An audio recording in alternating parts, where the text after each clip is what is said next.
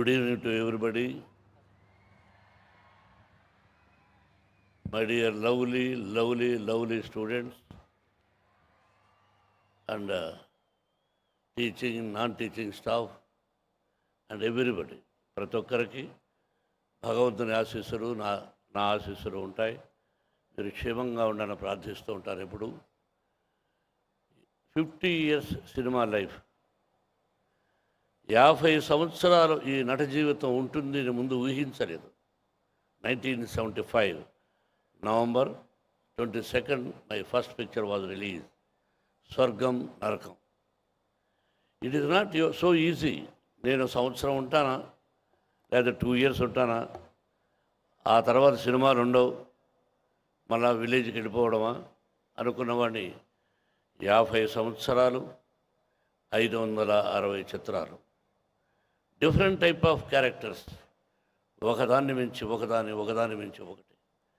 ఇది కేవలం తల్లిదండ్రుల ఆశీస్సులు, భగవంతుని ఆశీస్సులు, నన్ను ప్రోత్సహించినటువంటి నిర్మాతలు, దర్శకులు, సాంకేతిక నిపుణులు, కార్మిక ప్రతి ఒక్కరికి హృదయపూర్వక వందనాలు, చిన్నవాళ్ళకు ఆశీస్సులు. My dear students, what to tell, ఏం చెప్పమంటారు మీకు? ఏం చెప్పాలి? అన్నీ తెలుసు మీకు. మీకు తెలియని విషయాలు నాకు తెలియవు. నాకు తెలిసిన విషయాలు మీకు తెలుసు. ఏం చెయ్యాలి, ఏ దారిలో నడుచుకోవాలి, ఎలా బ్రతకాలి అన్నది మీకు తెలుసు. మీ వయసులో నేనున్నప్పుడు ఈ కంప్యూటర్లు లేవు, సెల్ ఫోన్స్ లేవు. నవ్వు ఒక్కొక్కరికి 2 సెల్ ఫోన్లు ఉంటాయి. What is the use? మీ తల్లిదండ్రులు సంపాదించిన డబ్బుతో 2 సెల్ ఫోన్లు. నేను అప్పుడప్పుడు చూసినప్పుడు ఆశ్చర్యపోతుంటాను. మనం ఎందుకు వచ్చాము ఇక్కడికి? ఏమి సాధించాలని వచ్చాం? మన తల్లిదండ్రులు కలో గంజో దాగి మనల్ని ఇక్కడ పంపిస్తున్నారు. ఒక పూట భోజనం లేకుండా కూలి పని చేసేటువంటి తల్లిదండ్రులు ఉన్నారు నాకు తెలుసు.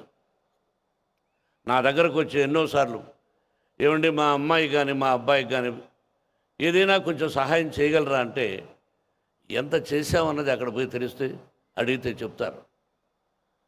ఎంతమందికి చేస్తున్నాం, సంవత్సరానికి ఎంత చేస్తున్నాం అన్నది కూడా చాలామందికి తెలియదు.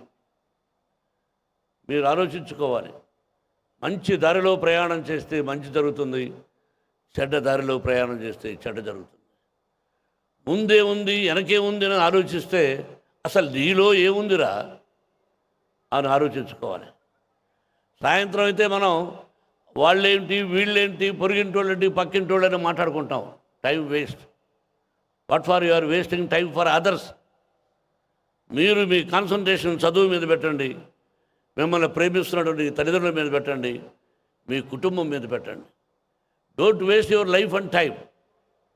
ఆలోచించండి. ఇంటికి వెళ్ళి ఇతరుల గురించి మనం ఆలోచించాల్సిన అవసరం లేదు. మన గురించి ఆలోచించుకోవాలి. అది జీవితం. నెల్సన్ మండేలా ఒక మాట అన్నారు, I don't care what people says, talk about me. నన్ను గురించి ప్రజలు వాళ్ళు ఏం మాట్లాడుకుంటున్నారో నాకు అనవసరం. I know who am I. నేనెవరో నాకు తెలుసు. నేను బ్రతుకుతున్నది, I'm not living for them to tell about me. నేను బ్రతుకుతున్నది వాళ్ళ కోసం కాదు. నేనేమిటో వాళ్ళకి చెప్పాల్సిన అవసరం లేదు. Life is a problem. Yes, solve it smiling. నవ్వుతూ అవి సాల్వ్ చేసుకుంటూ పోతే అదొక art. Revenge energy waste. Revenge అన్నది energy waste. I don't take revenge.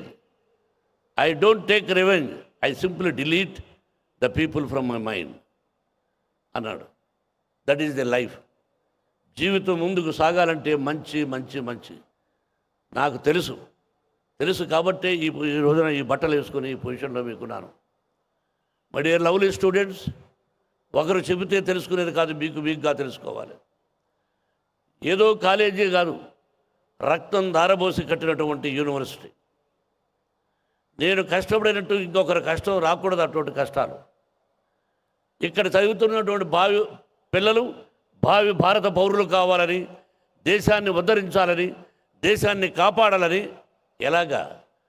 మన మోడీ గారు లాగా. Today we feel proud about our prime minister. చూడండి ఇతర దేశాల్లో ఎలా కొట్టుకుంటున్నారు. ఎందుకు కొట్టుకుంటున్నారు? మనిషిని చంపుకుంటున్నారు. అడవిలో మృగాలకి మనకి తేడా ఏమిటి?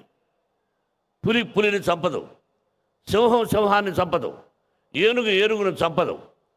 అవి ఆహారం కోసం గొడవలు పడతాయి, సంసారం దానికోసం సుఖిస్తాయి. మరి మనం దేనికోసం కొట్టుకుంటున్నాం? ఎవరి కోసం కొట్టుకుంటున్నాం?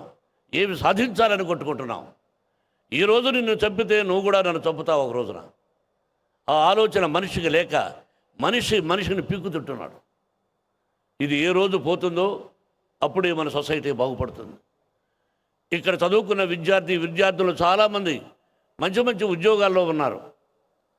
మనం one of the top university, placement సెల్లో one of the top university.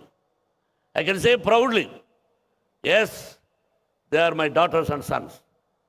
I am very happy, they are very good. చిన్న మిస్టేక్స్ ఉన్నా, అది చెప్పానుగా ప్రాబ్లమ్స్ ఉంటాయని, అవి మీరు సర్దుకుని మీరు తల్లిదండ్రులకు ఇబ్బంది కలిగించకండి. ఏ విధంగా ఇబ్బంది కలిగించినా అది మీకు శాపం అవుతుంది. వాళ్ళని తల్లిదండ్రులను ప్రేమగా చూసినప్పుడే మనం తల్లిదండ్రులకు ఏమిచ్చి రుణం తెచ్చుకుంటాం చెప్పండి? పాదాలకు నమస్కరించడం తప్ప ఇంకా ఏమిచ్చి మనం రుణం తీర్చుకోలేము తల్లిదండ్రులకి. కాబట్టి ఆలోచించుకొని మంచి మార్గంలో ప్రయాణించి, ఉపాధ్యాయులను అందరినీ గౌరవించి, తల్లిదండ్రులను గౌరవించి, మీ సన్నిహితులను గౌరవించి, ప్రపంచం ఎటు వెళుతుందో తెలుసుకొని మంచి విషయాలు నేర్చుకొని ముందుకు వెళ్ళాలని మనసా వాచా కోరుకుంటూ, ఆ షిరిడి సాయినాథుని, వెంకటేశ్వరుని, పరమేశ్వరుని కోరుకుంటున్నాను. మీరు మీ కుటుంబ సభ్యులు అందరూ 100 సంవత్సరాలు క్షేమంగా ఉండాలని మరొకసారి కోరుకుంటున్నాను.